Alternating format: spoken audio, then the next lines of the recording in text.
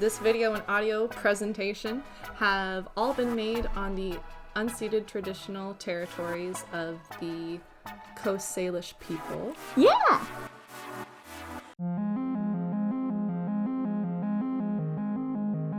Hello. And welcome back To Dear Queerie, the podcast with a visual element. It's almost like it's not a podcast anymore. You can still listen to it as a podcast, though. That's true. What makes it a podcast, guys? I mean, being on Spotify helps. Yeah, I think so. I think that's what it takes, right? Yeah. My co-host here is the Black Flame Candle, because when Virginia gets lit, the witches come out for her. Yeah. Virginia Penny. And summoning your manic, witchy dream girl, Telka.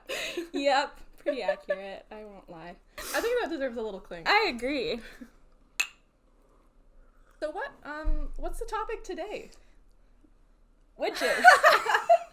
Yeah, pretty straightforward. Yeah. I'd say. If you're watching, if you're listening, then hopefully the introductions Yes. helped clue you in. And Yes. if not, what is going on? It's spooky season, and so we're going to talk about witches. Because being a witch means a lot of different things. Yeah. Yeah. That's very true. Yeah. So, before we get into talking about witches, witchcraft, and some specific things we wanted to talk about, we're going to do a tarot reading for today's episode. Oh my god. I actually had an experience with a friend, Nada, and she's actually part of our Queer Recreations project, so, yeah. Is the puppy okay? Sorry. We're babysitting a needy dog. Apparently, we didn't mean to be, but... I mean, it was in the cards. My experience with my friend Nada was that I was doing a reading for her, and it was like a rough night, and we were like talking through some stuff, and I went to put my cards away. It was a different deck, but I couldn't get the box open. So I was like, I guess they're not ready to stop. So then we did one more reading, and that reading was wild, and we were like, okay, now we're ready to stop. Yeah. I love that though. Yeah. It's just kind of like intuition and the meaning that it has for you. Exactly. And that's what I really like about it. So let's do a little reading. I just wanted to share, I'm using the Hermetic Tarot card today, or tarot set today. This was actually the first tarot set that I got. I know that a lot of people get the Rider-Waite. I think that's how you pronounce it. I think that's the one that I have. Yeah, a lot of people get that one. It's like the classic one. The images on it maybe aren't as beginner friendly. A lot of people look at the cards and look at the images, especially when they're learning, to help them understand what they mean. And these definitely Yeah, no, because with the one that I have, it's like you see the Queen of Cups, for instance, and the way that she's sitting, the way that she's looking, what she's holding in which hand means a lot. Yeah. And then if it's reversed, it means a lot. But if you're changing the imagery, I can see how the message can be, yeah. So, I think we should do a past, present, future for this episode. The reason I think we should do that is because we'll know how confident we should be going into this on our research that we did. It'll give us a vibe for the moment for recording, and then a little perspective on after we've recorded and we put it out. Okay. So I'm gonna do a little shuffle. So why don't you cut it? Okay, so that's gonna be our past. Okay. Do you want to cut this one? Present. And one more time. Future. Okay. Let's do this. So we're gonna start with our past. Four of Swords. Can I just say, I always get swords. Always. Swords and wands. It's talking about taking rest, having lots of things recently been really hard. Yeah, but it also is taking time for restoration. Yeah. So, which is kind of how the starting process for our podcast / YouTube / whatever this has been. Yeah. Because we've got many different hats Also, it's 2020 and everyone knows 2020 sucks, so. Low key. Fuck 2020. Is it? I think it's enough in the video that we could potentially monetize and still say fuck at this point, so. Okay. Let's do it twice in 10 seconds, baby. Okay, so our present is a reverse of swords. Reverse 3 of swords. We just had a 4 of swords. Okay, but reverses it. Yes. But, or not so much. It just has different meanings. What? I'm just going to read to you exactly what it says here. Okay. Pain and suffering have been following you in your life, though you are now in a state where you are cultivating hope and looking towards the future. Aww. Though others have done you wrong, you have chosen with great strength to forgive and continue with your life. And the adjectives it has are recovery, forgiveness, and moving on. Scampy, do you need help moving on?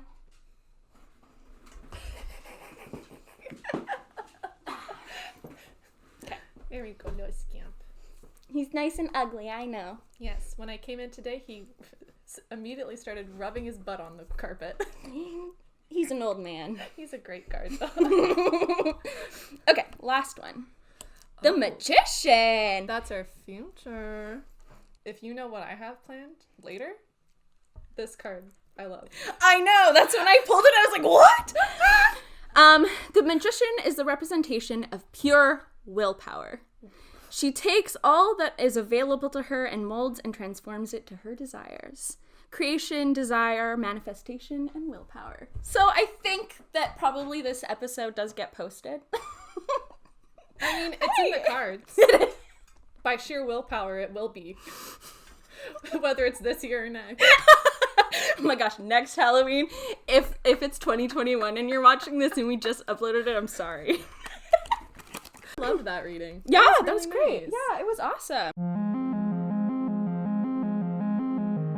So why don't we talk a little bit about what being a witch means, or what witches are? Virginia, when you think of witches, just throw out some adjectives that you think of. Fire. Like, I just think dancing around the fire, because that's always yeah, that's such a classic. Yeah. I think of like the old stereotype, not old, like old as in this century's old stereotype of like the green witch with the like the Wicked Witch of the West sort of style, yes. Right? Or like I feel like it also, I think maybe not the word witch, but maybe like wizard, witchcraft, magic. Also, I feel like is represented as a different caricature in a lot of other cultures, and they're often called like witch doctors or just general doctors, because let's be honest, in a lot of other cultures people treat health holistically, and so people treat it, or shamanism. Yeah, exactly. All of those are examples of magic. And New Orleans hoodoo. Yes, hoodoo, so fun. So basically, what I'm trying to say is there's not one definition of what a witch is. I think that, again, there's like lots of stereotypes that people think of, but when you start to think about it a little bit more, how many different stereotypes of a witch have you seen in your life? And how has that changed? It has changed, right? When you were a kid, did you see witches differently than you see them now? Well, like, I do kind of see it differently now, because first it was, I don't really know though, because I grew up with like reading Harry Potter. Yes. And, like, that kind of interpretation of witchcraft and stuff, though it is still a very like Eurocentric way of looking at witches. Yes. Yeah. Because they fly on the brooms, they have the sticks, the wands. Yep. They have the cauldrons, like all the kind of classic. Yeah, exactly. Kind of European witchy stuff. Yes, definitely. That's a very good point. And a lot of those sorts of stereotypes, maybe not the Harry Potter extreme, but the more Eurocentric sort of witch stereotypes, a lot of them lead back to paganism, which I think a lot of people know now. Modern witches that decide to follow a more pagan type witchcraft, they will oftentimes celebrate it in the same way that the pagans have for thousands of years. And just for reference, the pagan style of witchcraft is like in tune with the moon and the seasons. Yeah. So yeah, this is a one of the themes that runs through almost all types of witchcraft is there's either some sort of connection to nature, or the moon, or a combination of both. Because that's the more style of witchcraft and like Wicca through the stuff that I have found and like the resources I have liked reading, because it's like I don't eat meat, so I kind of like the environmental aspect of Wicca and taking care of the environment and how the environment is like a representation of the goddess. And there's a balance between the goddess and the god. Yeah. But like, whereas our witchcraft is more centered, or I'd assume, more in like the pagan style rituals. Yeah. There's also like in Sabrina we've seen how there's that sort of Satan inspired the ritual. Very like heaven and hell perspective of witchcraft and magic and supernatural. And I did kind of like, just a side note, how in the series of Sabrina with the most recent season you do see like pagan witches in conflict with the satanic cult. And I really like that because it's like you see more side of it. So true. Yeah, Sabrina is a very interesting representation and very different than something like Harry Potter, right? Yes. A little bit. I mean, it's about kids that go to boarding school that do magic. It's the same, right? Yeah. Without parents. And there's like one the main character without parents. Special powers. Who's somehow connected to the main evil guy. I mean, we just keep seeing the same story over and over and over again. It's almost like, I mean, it's a common plot. Yeah, no, like Percy Jackson. Yeah. Like, we can shoot our shit at any children's show. So interesting. I love that. Witches working together. Yeah. Yes. I feel like that's a good transition. Just because I think that part of this conversation that we're having today, I just want to mix up what you think about witches. I also think that it's important, seeing as how people see practicing witchcraft in whatever form they do for themselves. Oftentimes it's a very personal thing, a very spiritual thing, and it's really easy for people to feel like they can police how people practice.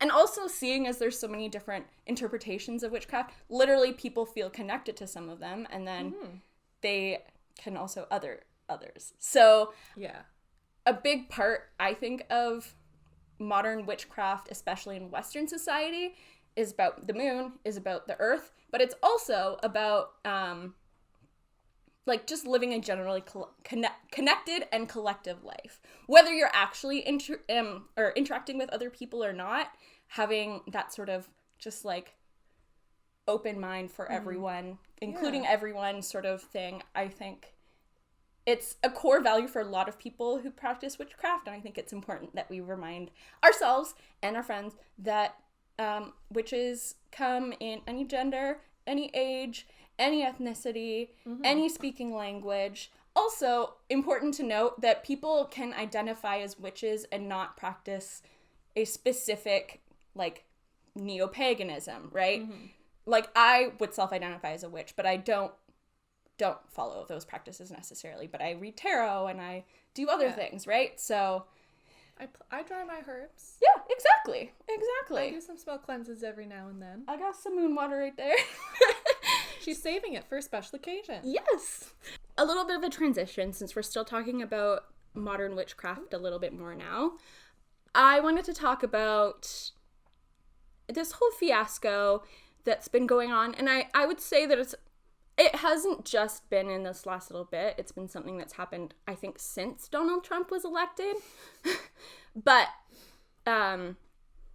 people who are part of witch communities have been, like, hexing Donald Trump and others. And I haven't been a part of that. No, I haven't been a part of that either. I have really mixed feelings about it. Because, like, from what I've interpreted in my practice is that, like, you put out what you want.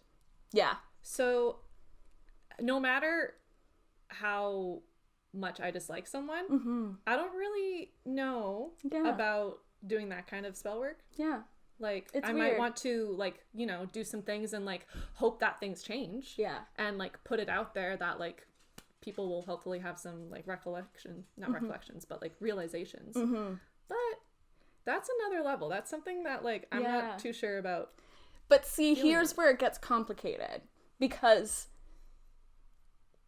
are most of those people actually hexing him? Or are they just like talking about being witches, having rituals, and hating him and like joking about it? Yeah. And it's like kind of a meme, but then the right can like jump onto it and say, those evil witches! Because like it came out that he was diagnosed on October 1st, which was a full moon. And as we talked about, the moon is sort of powerful to many people who practice witchcraft. And there's also 2 full moons this month. Yeah. So there's a blue moon on the 31st. So that's going to be for some good spell work.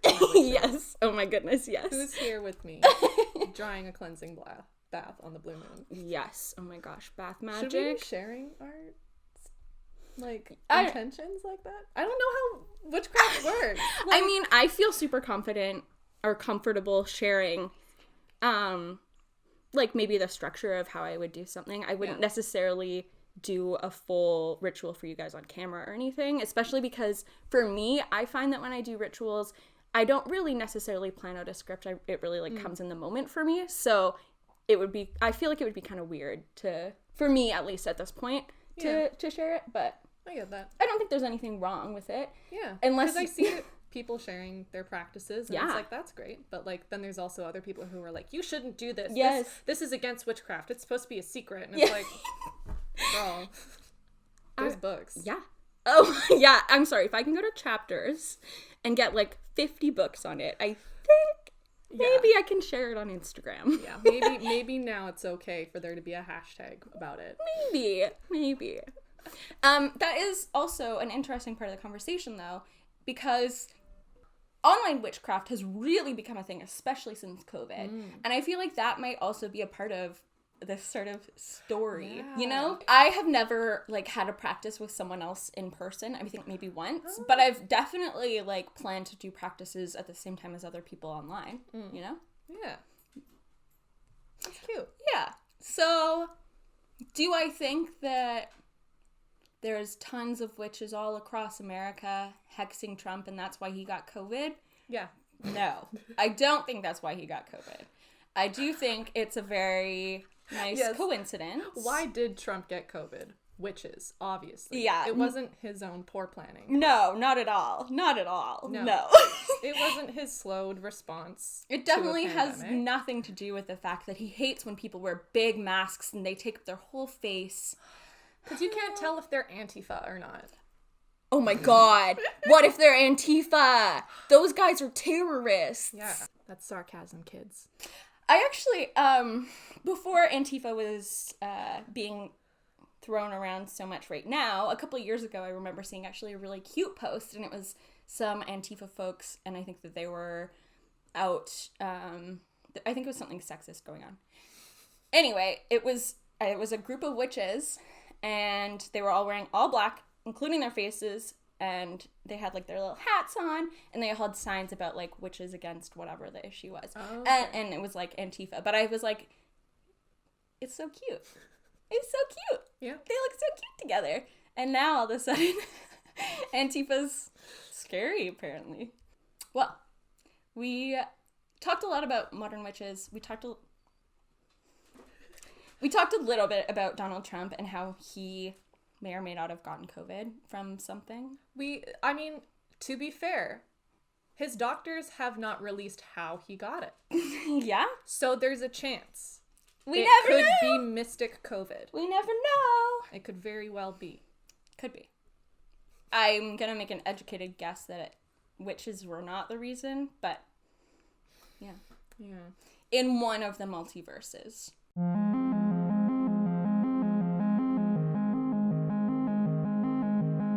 So, Virginia. Yes. We mentioned how there was something in one of the cards that was very interesting, the magician card. What was the reason that the magician card was interesting to pull? Well, it's very interesting because for what I've prepared today is a book called The Magicians. And so that was just really freaky. But it's a science fiction mystery written by... Science fiction. We can talk about that later. It's a science fiction mystery written by James Gunn. His name may sound familiar to you. Mm-hmm. James Gunn, he is like the daddy of science fiction, okay? He teaches this shit at the University of Kansas. And he's still alive. Okay. So thank you, James Gunn. But also... being one of the people to help spearhead this. Yeah. But the reason why I brought this book today... It's maybe not for the best of reasons. I love the magic in this and the way that it is interpreted, because it's listed as science fiction, not as a fantasy novel. And so they're kind of interpreting. They're interpreting it in a way where magic can be explained like a science, where there's math involved, which I'm sure if you've done a spell or two or manifested anything, you'd know that there are certain things that you need to fill for the equation. Yeah. And so I appreciate that interpretation of it and how they explain it. But what I don't like is the overt sexism throughout the entire book. Like, it's pretty good up until page 7. And that's when it really comes in. But the thing is, what stood out to me is that witchcraft is, I feel, mainly seen as a thing that women do. Mm-hmm. When it's something that anyone can do. Yes. And despite the fact that they even state that there's, like, more women in the, the circumstances that they're in, there's really only 3 female characters. And they don't make sense. So how do you want me to just kind of like walk you through the story of this and like how it goes why out? not? Yeah, okay. Scampy. Come here. Okay. So the story in this is there's this private investigator named Casey, and he gets hired by this mysterious old woman named Miss Peabody. He gets hired by this mysterious old woman named Miss Peabody to go to this conference on Halloween and find out the true name of this guy. And she's very, like, confusing to him when she's telling him about this. And he kind of writes her off as being senile. And she's giving him a weird task to do, find out someone's name. Yes. It's an easy job. Obviously. She's offering him $1,000, which is a lot of money. Especially in 1970. And for such an easy job. Weird. So he's like, and also before she even comes into his office, he's thinking of quitting and going home and drinking his life away because he's doing so bad at his career. So it's like, I'm not really rooting for this guy. No. And he seems really annoying. But then he ends up getting to the conference. But then I love this page in the book. And it's the first page of the conference. And I love it. So the white letters on the corrugulated blackboard spell out Convention, October 30 and 31st, Crystal Room. So it's misspelled. It's convention. So it's not convention, it's convention. Yeah. And so the guy, he chuckles. It never fails. Hotel bulletin boards are like movie marquees. There always is something on them that is misspelled. The chuckle died away in the vastness of the hotel lobby like laughter in a church. I glanced around uneasily. My man hadn't come in. I'd no reason to be uneasy, no valid reason anyway. I just didn't like the job. Not that it promised to be tough. It was too simple, really, and the old lady was paying too much. And I had the feeling that there were eyes watching me. There was nobody. I could swear to that. And yet I knew I was being watched. That's a switch. It's enough to give any private detective a neurosis. Hell, why would anyone pay $1,000 just to find out some guy's name? And I like how that opens the scene. Yeah. Because it's like, it paints the picture really well. And I love, like, how we're seeing his character in this. Yeah. He's picking apart spelling. He thinks he's smarter than everyone else in the room. And he then kind of gets humbled, but then not really. Because of how the story plays out. And so, the thing that really threw me was when he gets into the convention, And then he starts seeing all the professionals in the area. The scene was typical of hundreds of professionals meeting that take place in hundreds of hotel meeting rooms every day all over the country. Once a year, men and women Wemble. assemble to discuss their single shared interest, to talk shop, to listen to the latest advances in their professions, to raise standards, to elect officers, and to indulge in some heavy drinking, character assassination, and casual and sometimes not so casual sex. I want to go to this conference. I know, right? The men here were distinguished and well-dressed, although none of them were in evening clothes. Although none of them were in evening clothes. Okay. Suits predominated, most of them dark, although occasionally among them was a swinger with long hair and jeans. Ew. The women there were more women than men, were all young and beautiful. Not just ordinary beautiful, but exquisitely, improbably beautiful. I had never seen so many beautiful women in one room before. Not even when I tailed one wandering spouse backstage at a musical comedy. Up close, those faces had been a little the worse for grease paint, and the bodies a bit droopy with dissipation. Oh, it keeps going. I had the feeling that the faces and bodies I saw here would be as implausibly lovely up close and undressed as they looked from a distance. But what was their profession? Doctor? Lawyer? College professor? In what profession do the women outnumber the men? I don't even need to read this line. I know it so well. And that's where it starts. Yeah, I feel like you started reading that, and I'm like, okay. Mm-hmm. Then you're like, I don't know how I feel. And then you're like, what? Yeah, you really, and that's why I have a love-hate with this book. Mm-hmm. Because it does really good writing things, like with showing the room and this and that, and it does cool shit with magic, but then the way that you see him talk about women really throws me. Mm-hmm. And like, this book would not get published now. Oh, no, it would not. Unless it was specifically about a sexist. Yeah. That's how I could see you getting away with this. Mm-hmm. But let's turn the page from page 8 to page 9 and see how he introduces some of these women. Because, oh my god. You forgot something important? Yeah, back to page 8. Because some of these, like I said, there's 3 women. That are like the main sort of characters that he interacts with. Yeah, no, they're the only women that he interacts with. Yes. So, of course, they're very important, because what else is a woman except to be there for a man? Yeah. He moves a few steps to the right so he could get a better look at a truly spectacular Juno-esque redhead. Like a fool, forgetting my reason for being there, I moved a few steps to the right. My foot caught on something. I stumbled. As I pitched forward, my arms reached out for support. They closed around something softly rounded and yielding. I gasped. I looked up into a pair of blue eyes that were crinkled with sudden laughter. I was pressed tightly against a delightful figure. So what do you think happens here? Oh my god, I fell and touched her boobs. I'm so sorry. He straight up falls into some titties. And that is how our main character, Ariel, is introduced. Casey is ogling another woman, and he trips and falls into her titties. And then he looks at her, then we get her description. She was only pretty. Granted, the other woman was a truly spectacular Juno-esque redhead. That's La Voisin. She's one of the evil characters. She's one of the bad witches, who is very sexy, mind you. But here we have a good witch, and she's only pretty. I might have thought her beautiful somewhere else, but the other woman in the room had used up that adjective.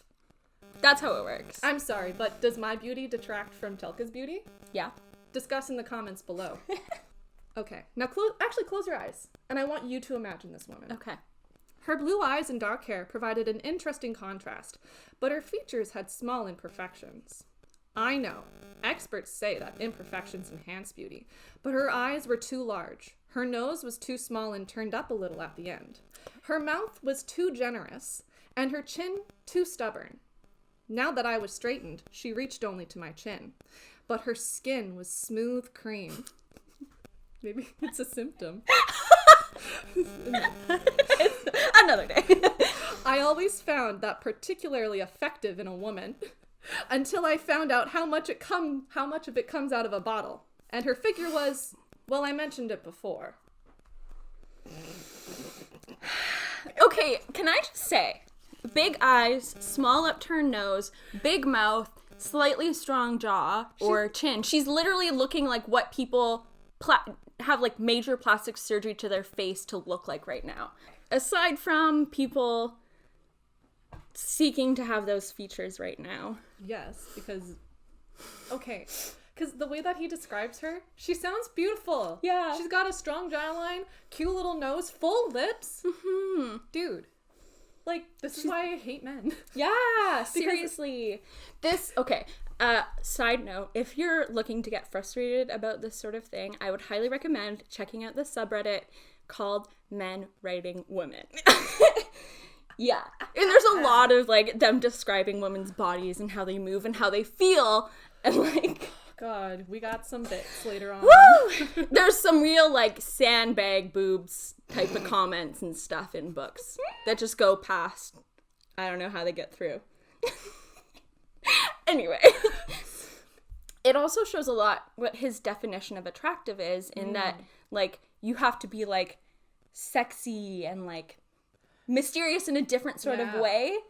And, like, just being a regular sort of woman isn't sexy enough. Because he says it himself, like, all the other women are so beautiful. She's plain in comparison to them. Yeah. So it's like, it's just more insulting, I feel. She's not like the other girls, and he's not saying it in a nice way. Oh, yeah, no, she's definitely not like other girls. Mm-mm. Let's get to that. By the way, just saying to someone you aren't like other girls is not a compliment. In case you didn't get the sarcasm in that tone. Because I'm told sometimes it's like, you're not like other vegans. And it's like, what? I don't make you feel bad? I can! Yeah, no, exactly. Like, is that a challenge, buddy? Yeah! So true. Yeah. I get that comment all the time. That's so true. Oh, yeah, no. This is just cute because it's... Yeah. Because... Okay. You can just look at that. Mm-hmm. But I'll backtrack a little bit. So after we get...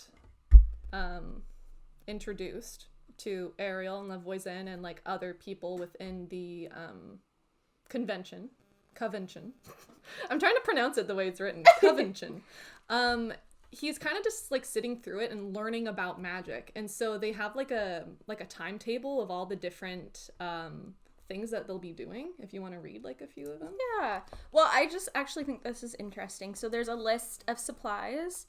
Magic wands, tail of newt, bat's blood, and the comment here is interesting. The list went on and on, like the offerings of a chemist shop or an old-fashioned country store located in Transylvania. I don't know why.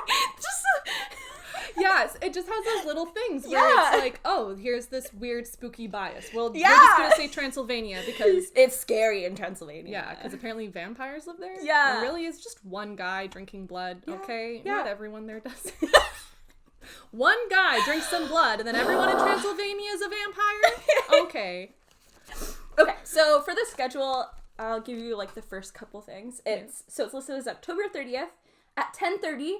There's spells and greetings by Magis. Magis is a character? Yes, he is the person he's trying to find the name of. Oh. So he is the Magis. He's like the president of all of the witches and the wizards. Okay. And the Magis Of course, it's a dude! Yep, and the Magis is like getting more power and there's like stuff going on, which is why Mrs. Peabody wants to find out his true name.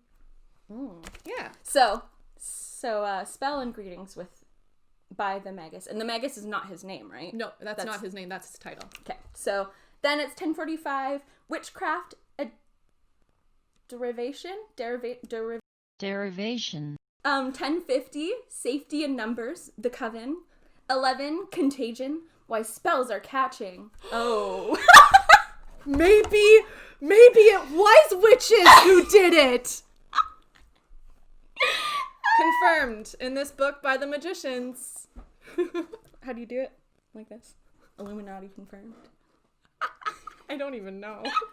Imitation, the sincerest form of sorcery. Calculus, the high road to better formulae. And that one is, I know because in the book it's the calculus one is by one of the characters, Ariel. Not Ariel, Ariel. Okay. He's an older man who is friends with Ariel's dad and was like his partner and Is it stuff. Ariel or Uriel? Could be either.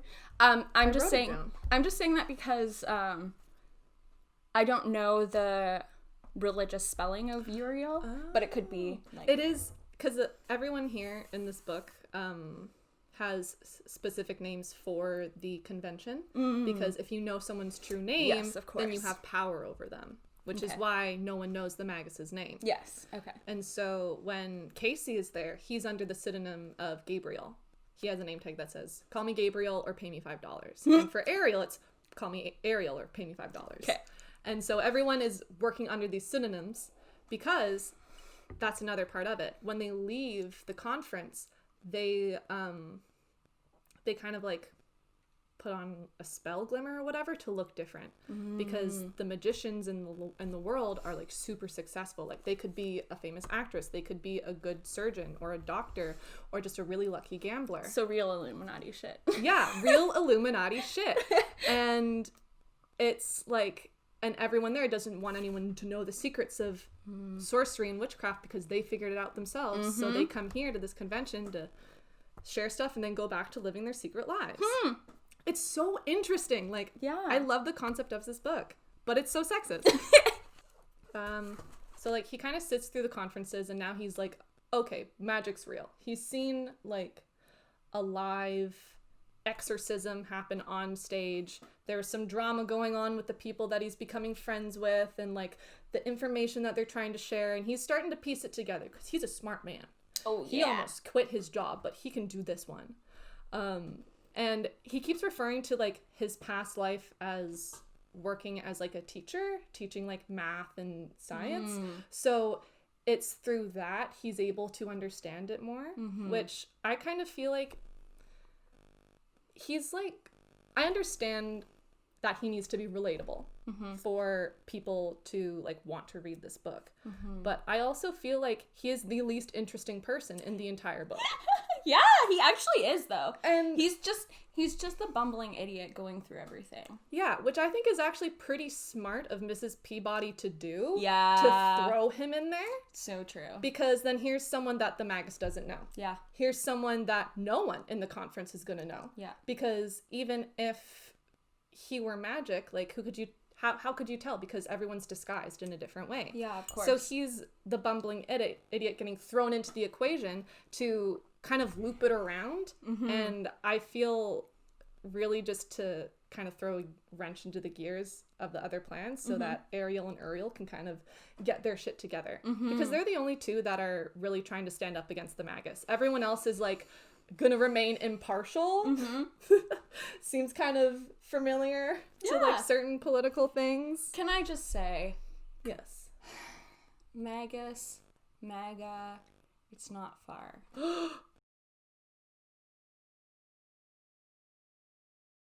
I looked at them as they approached me like rippling red snakes, fixed like a frightened rabbit in frozen anticipation. The lips blurred, my gaze shifted towards her eyes, and they were bottomless, like dark blue lakes fading in the remote distance into black. And then she kisses him, touches his head for a bit, and she's like, that was a preview, and then like leaves. But this is important. Because it plays into a little bit later in the story, which really pisses me off. I know what this is leading up to. Yeah. Okay.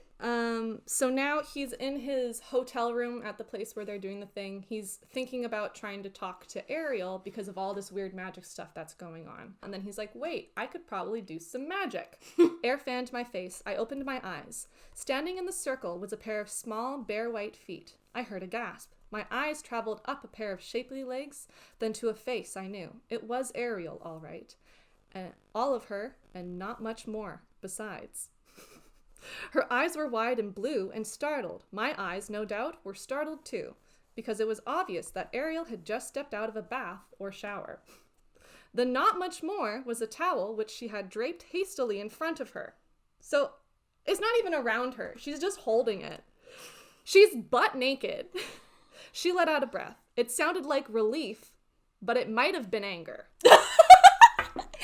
What? Bitch, you're a fucking detective. You don't know if she's happy or upset? I sank back into the chair, speechless and suddenly weak, but oddly satisfied that my earlier impressions of her figure had been vindicated in a way that I would never have thought of, and sooner than I could have imagined. Oh, I was wrong before. She's really hot once she's naked. Yeah. I thought about a gust of air, and the wind whistled past my head and tried to whip the towel aside.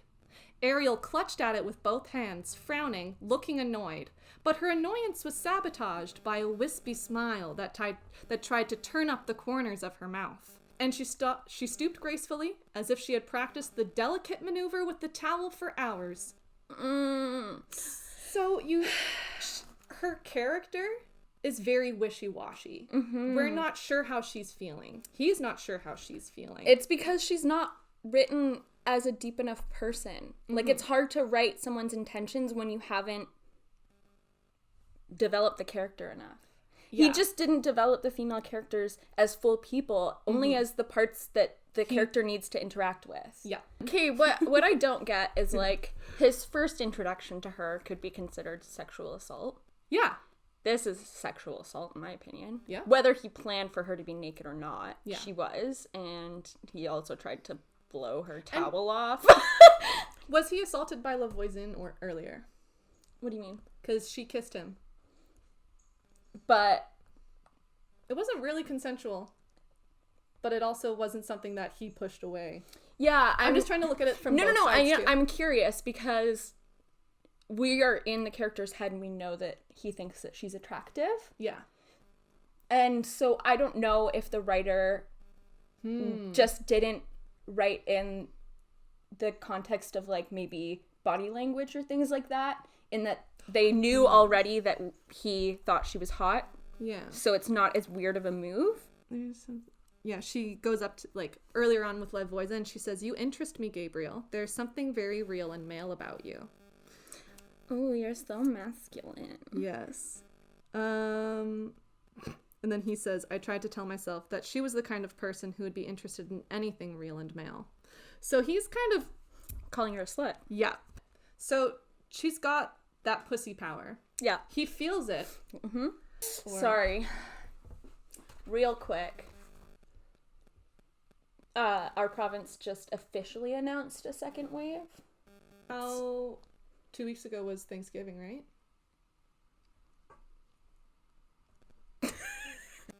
So this is a good reminder to get that COVID alert app and have your masks. It's never a bad time to sanitize. Thank you. It would be just my luck to summon the carnivorous Catherine Lavoisin, complete with mammary glands, amatory masses, and poison. Don't you just love when the first thing he decides to describe a woman are her tits?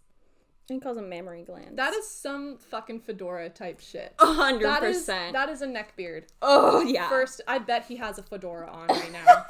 Because no one who respects women refers to their body like that. No.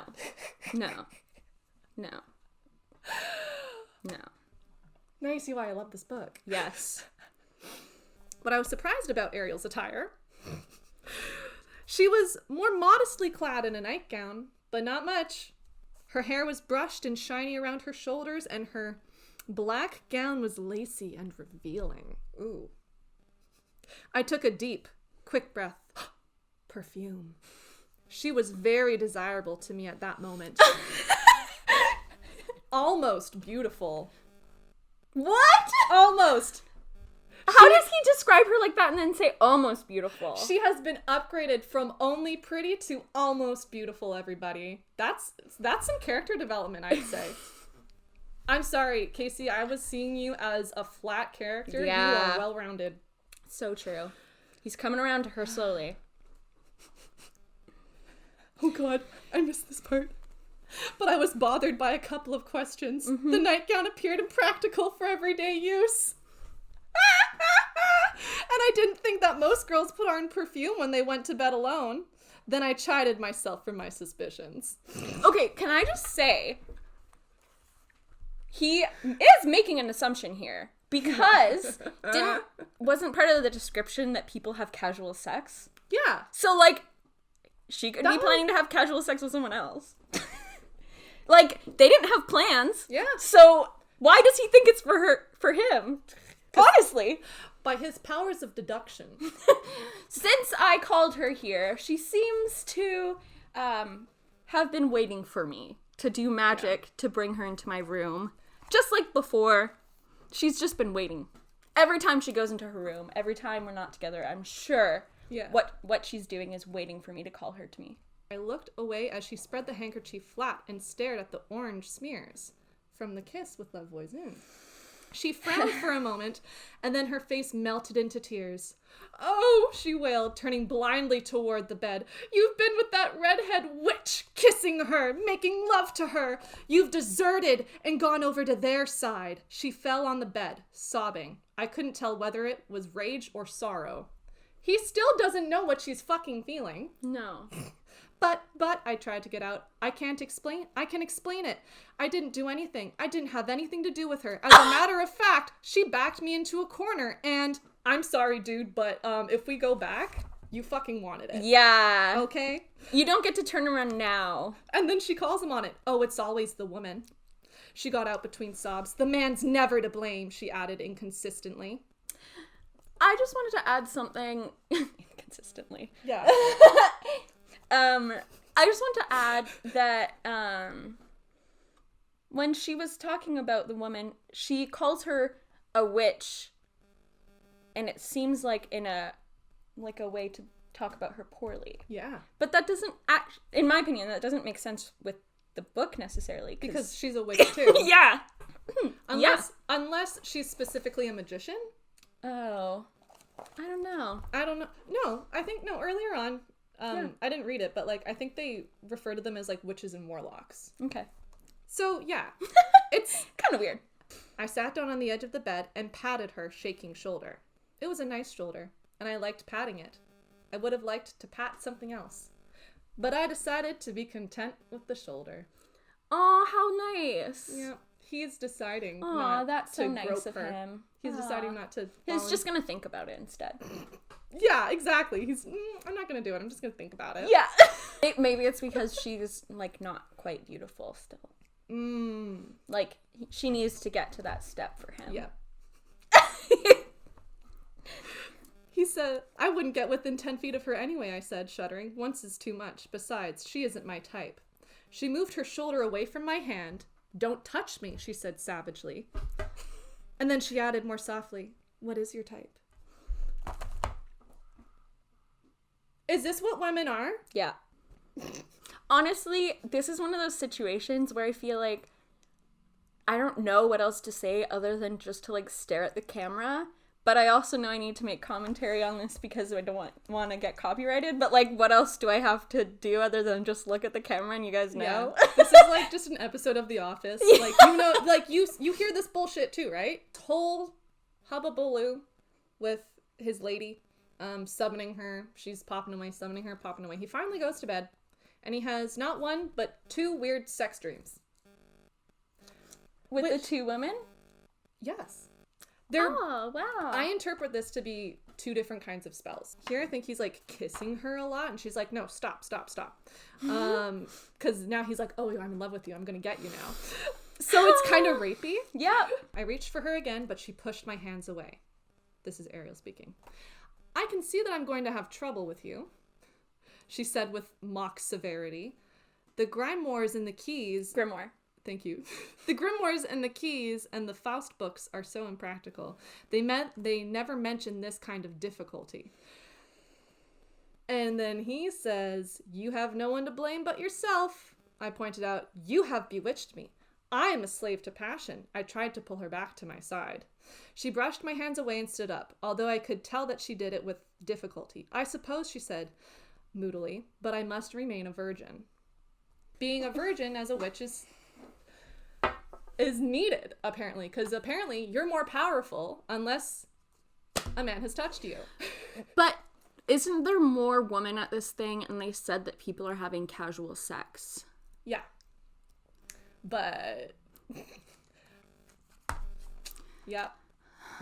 Yeah. And then after that, there's not much else that I find worthy of noting. Just because it's all kind of crazy. But the way it ends, if you want to know. I do. Casey, he decides to start tailing the Magis, and because he's like, he has this spell on him, so you don't know who he actually is. And so Casey's following him, and he catches his reflection in something, and reflections reveal your true nature. Okay. And so he sees his reflection, and he recognizes him as a senator. Cool. Who is currently trying to get into office. Mr. Magis trying to get into office? But all this was years ago, and I think Ariel was getting restless. He thinks the art is finally ready, and he wants to reveal it to an unsuspecting world. So anytime now, if you should see a book called something like The Mathematics of Magic, or even an obscure article in a mathematical journal, or if you should find yourself madly in love with a girl you've only met, or if you should walk into a hotel and discover a convention of magicians, brace yourself. The age of magic has just begun. Well, I like that ending. Yeah. Yeah. And the first page. Yeah. Everything else in there? I don't think that this would get published today. I don't know. But the thing is that there would need to be a lot of revisions. But also, like, there's a lot of sexist shit out there anyway, so maybe it would. Yeah. I don't know. Like, that's the thing. Like, if it's a part of the character for him to be sexist, absolutely. Sure. But this kind of sexism, I feel, was the natural thing for people to experience and think about people. Because it doesn't come off, like, for me, it comes off as, like, vindictive and bad because I'm a woman. I'm femme presenting. Like, I feel like he's talking about me in this. But it doesn't feel malicious. Yeah. Which it kind of makes it worse. Yeah. Because it's that accidental sexism. Yeah. Like, he's not actively being sexist. He just is sexist. Yeah. Yeah. That's the scary part. That's a big character flaw. Especially in a profession where the women outnumber the men. You don't want to be getting on anyone's bad side, okay? These are black candles, bitch.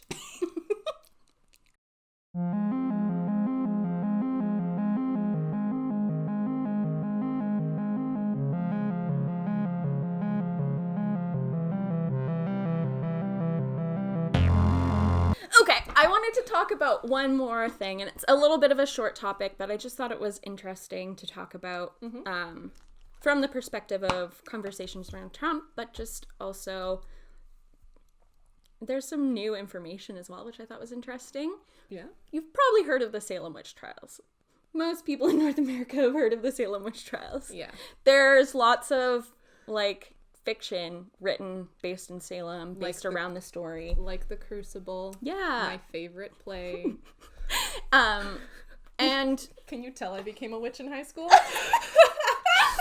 I love it. I think it's interesting because I would be curious to ask Europeans how much they know about it. Oh, I thought you said your opinions. Oh!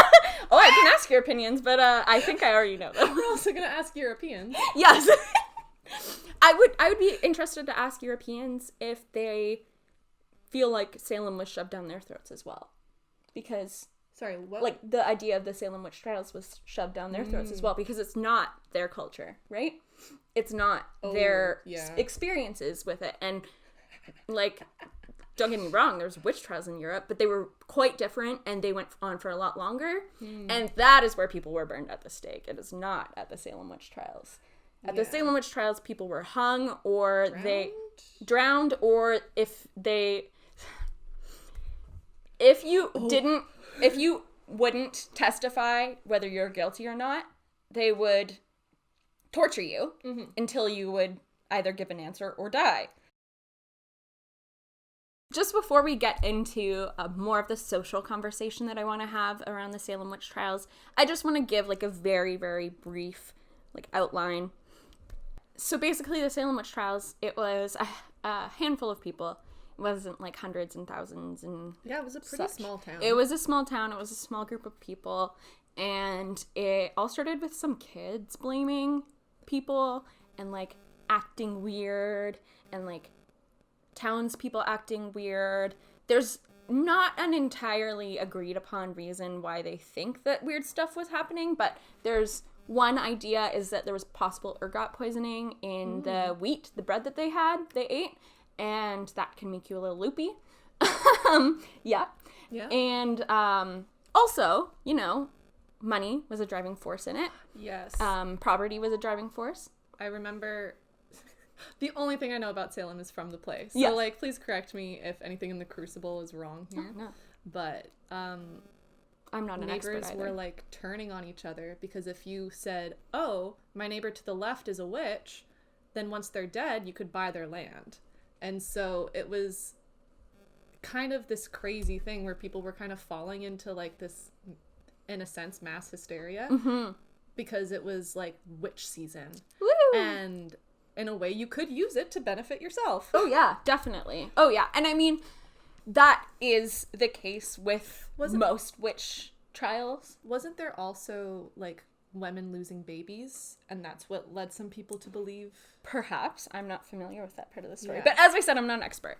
But you mentioned something that I think is the, like, connecting string through persecution of witches and...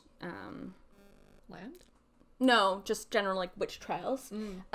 Is that it's always to benefit someone. When it was in... when it was in Europe, it was against paganism and Protestants. In Salem, I think that there was a similar, under the sort of like Christianity realm, like some disagreements on different sects. And then also most witches who were tried in the Salem, but in general as well, are women. And that is very much a part of it as well, because it goes two ways. This sort of like women have power that we don't want them to, but also in the way of like the old lady who lives on the outside of town who's just trying to live her life. Yeah. But people have bad things happen to them and then you want to blame something. Yeah. And so they're an easy target because it's the old crone that lives outside because she's an easy target. Yeah. She has no family to take care of her. Yep.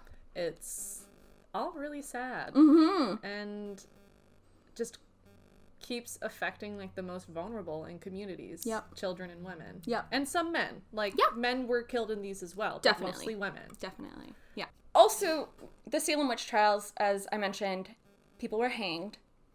And I just wanted to say this one quick thing because I think it's quite funny. People were hanged. No. You're going to understand why I think this is funny. So it used to be like Gallows Hill is where they thought it was like at the top of the hill where people were hung.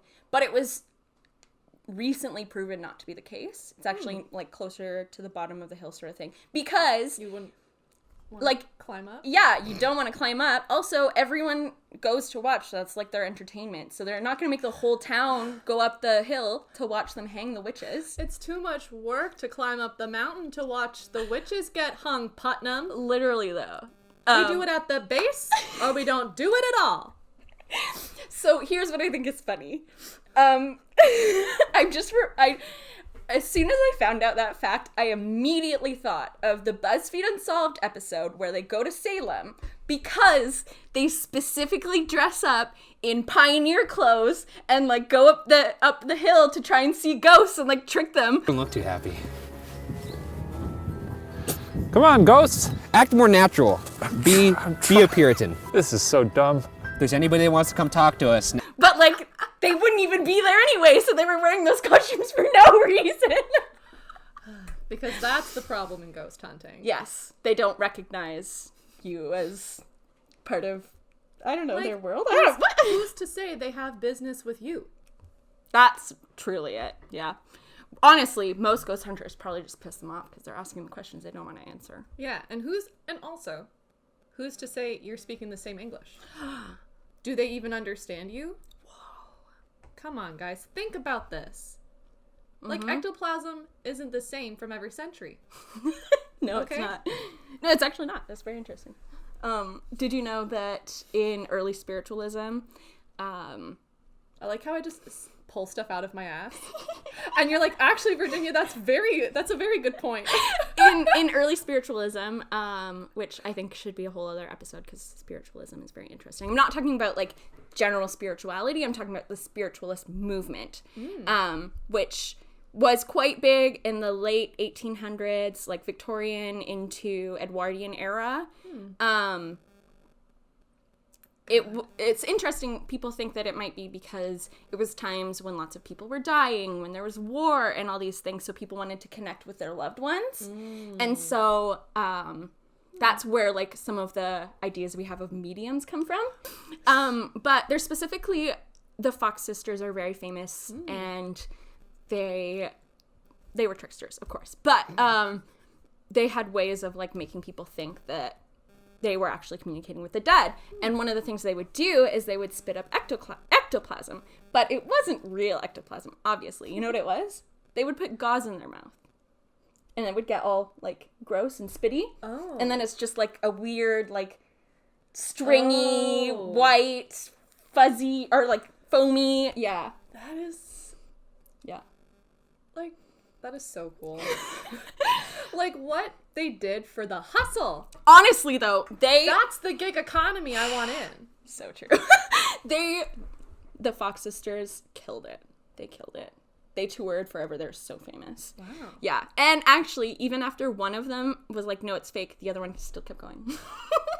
Yeah. For you, maybe, but not for me. Yeah. Because this money's real. True, though.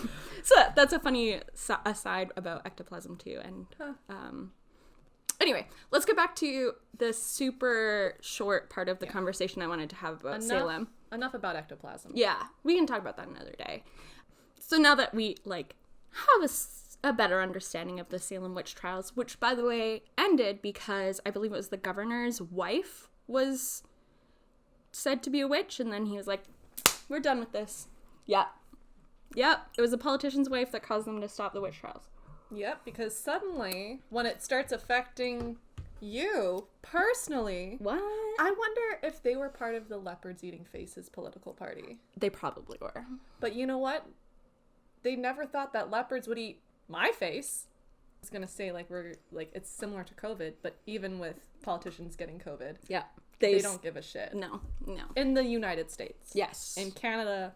we give a shit. Yeah, and across the world, people give a shit when their politicians get sick. Sometimes. What's interesting is if you have ever visited Salem, or probably if you've ever heard about it, it's, like, very kitschy these days. Kitschy? Like, kitschy as in, like, basically the whole town in some way or another is based around witchcraft magic, but... kitschy in the way that it's, like, kind of touristy. Oh, yeah. Right? And it's, like, a double-sided story, almost. Because from one part, like, a lot of the witches who are in this community who are doing this work are, like, find it empowering that they can live in Salem and identify as witches and share witchcraft. And it's, like, taking their power back. Yeah. But then the other sort of flip on it is, as you said, people died. Yeah. So how long do you have to wait before you're allowed to make it kitschy? Caitlin Dowdy from Ask a Mortician did a video on the Salem witch trials about the update, actually. And she called it witch to kitsch. And it happens other places, right? Of course. If you think about, like, all the haunted places. Any kind of, like, old pioneer town is a tourist trap of what made that town famous. So if it was gold mining, you're gonna have the little pans of gold. If they burned witches, bitch, they're gonna have some witch hats for you to put on. Yep. But how long do you have to wait for that? You know? How long? What's the right amount of time? I feel like it's up to the witches. Yeah. But see, this is also part of the problem that, and I think this comes back to the Trump thing too, actually, is even if the witches are getting that out of it,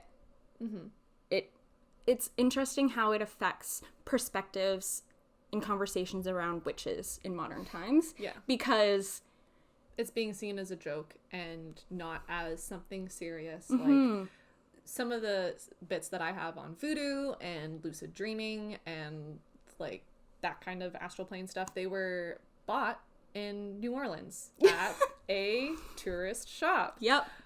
But, you know, that's that person, hopefully. Like, I don't know exactly where they were bought, so hopefully. Like, my mom went to, like, the House of Voodoo, so I hope, but I don't know her experience there. But, like, it's someone who is, in a way, like, sharing a bit of their culture. And there's a whole lot with New Orleans and hoodoo and how it's, like, their spirituality. It's, like, their religion. As, in a way, like, I feel Wicca is kind of like my religion. Yeah. But it's, like, it's what makes me feel good. It's the practice that I choose to do. Yeah, exactly. I think that it's obviously not only witches that are seen in this way. In my opinion, part of it is anti-Christian. Witchcraft is not good, and there are a lot of Christians and Catholics in North America.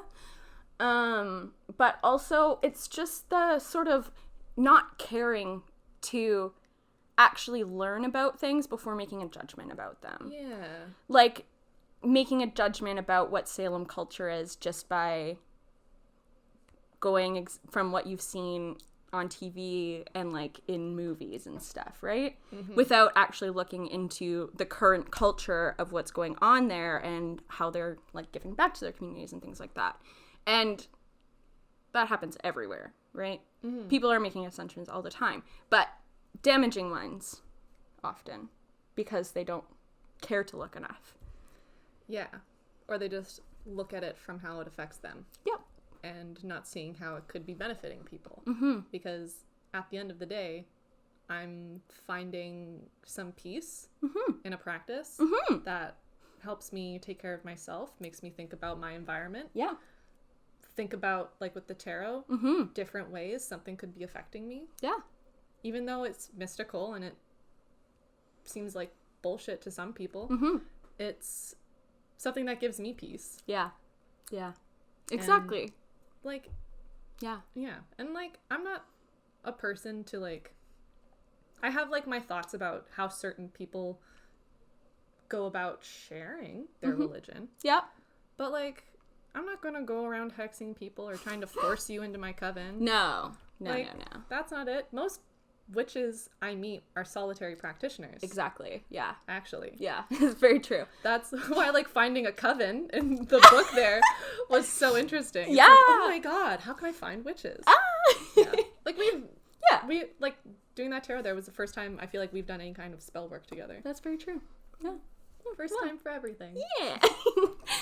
I do want to go touch back on the tiny little point that I did make about it not aligning with the Bible. And unfortunately, I think that's why the conversations around witchcraft are still how they are now, because the Bible has a very specific perspective of witchcraft and magic. And I just want to add, like, some, because, like, I don't know about all ways of witchcraft. Yeah. Like, as we were saying, there's many different ways, but I feel like the most popularized one is the one where you sign your name in the Book of Satan. Yeah. Which is the one that is used in the Crucible. Yeah. Where they're like, oh yes, Satan made me sign my name in his book. Yeah. And so it's all heavily revolving around the devil. And that's where you get your power from. Yeah. And you need to submit to him. And but, like, I don't believe in the devil. Sorry. I mean, we don't have to go into a whole talk about, like, my religious beliefs or anything like that. Yeah. But, again, that's still people looking at it only through their perspective. But it's really frustrating, in my opinion, because, especially in the US, but also in Canada, even though we're supposed to have a separation of church and state, like, it's still definitely we're very much Christian nations. You know what I mean? Yes. The Christian way of talking about things has just been adopted as American culture in a lot of ways. And so of course also they can't not see it in the perspective of like you're doing it with the devil, because they can't see a world without it. Yeah. Which is, it's hard because it's hard to have a conversation with someone about it without... When their worldview is so different. Yeah. Without... When you're a colonizer who believes in God. Oh! And you're trying to take the land from indigenous people who say believe in nature. And respecting it. Who knew that was such... what's the word I'm looking for? Radical statement. Who knew? That's like the 4 R's. Reduce, reuse, recycle, radicalization. Yes. One final connection to Donald Trump, and I'm sorry we're talking about him so much today. We won't every episode. But I've heard that he sometimes uses the word witch hunt to talk about things around him and how people are trying to hold him accountable. No. He's used it on several occasions about several different issues, but it's always when he is getting what he sees as attacked for something. And then he says it's a witch hunt because they're like talking about things that aren't even real and whatever, and they're just coming after me because they want to. But also, it just shows the lack of sensitivity towards that. I think that it, unfortunately, is an expression of what happens on the right sometimes, where having conversations doesn't exist, you're being persecuted. And they love to be persecuted, right? But yes, we've had experiences like this. Yes. Yeah. On and Facebook. Yes. And I know it's just like throwing around colloquial words in a way to try and express the situation, but it's always because he uses it in a context where it just like it's not. Yeah. It's not a witch hunt. So No. it's disrespectful to, in my opinion, to talk about it like that and to pretend it's a witch hunt. Also, because witch hunts were mostly against women. So I'm sorry, it's not a witch hunt trying to hold you accountable, Mr. President. It's a dick hunt. Yeah. Yeah, actually, you know what? I'd be down for one of those. Just kidding. Okay. I don't hate all The day. bars are closed, so it's going to be pretty hard. Oh, damn it. Oh, yeah, we're in the official second wave now. Yeah. I'm like kind of relieved. Oh, yeah. Because now I know there's going to be like more restrictions. Yes. People can stop gaslighting us as much. Yeah. Please stop gaslighting me. I know what I'm experiencing. It's hell. Don't tell me otherwise. It's a good time to mention. If you are currently going through your second wave, just like we are. I'm not going to, I don't want to mess up my makeup. Oh, that's She okay. can show it off. I have mine. We're very stylish in our masks. They have a nice pleated design. Ooh. To And fully cover. These ones are a bit bigger, and I like how it comes under the chin just a bit more. Yeah, So me that when too. you're talking, it doesn't move as much. this shape is my favorite talking shape. And we have adjustable ear straps. Yeah. In case you got a big head and little arms. Like a T-Rex. If you are interested in being stylish like T-Rex, you can order our masks. We can do zero contact drop-off in the Greater Vancouver area, and we also can mail them. Yes. Voting is very topical right now. Yes. Not just in the US, all around the world in different ways. Yes. And voting is important. I don't imagine us saying this is gonna persuade anyone either way. Whether it's voting season or not, you can still hold your representatives accountable and ask things from them. Thank you so much for watching. Yes. We are happy witches, and we're glad we got to share some witchy stuff with you. We hope you have a spooky season that goes great. Not too spooky. No. But just spooky enough. Yeah. Yeah. And please come find us on other social media platforms. Social media. Be magic. Yes. Yeah. I think Be radical. And stay safe. Yeah. And be gay if you are. Sorry. Yeah. Just had to add that. Really And important. also, you're not straight. You're just heterosexual.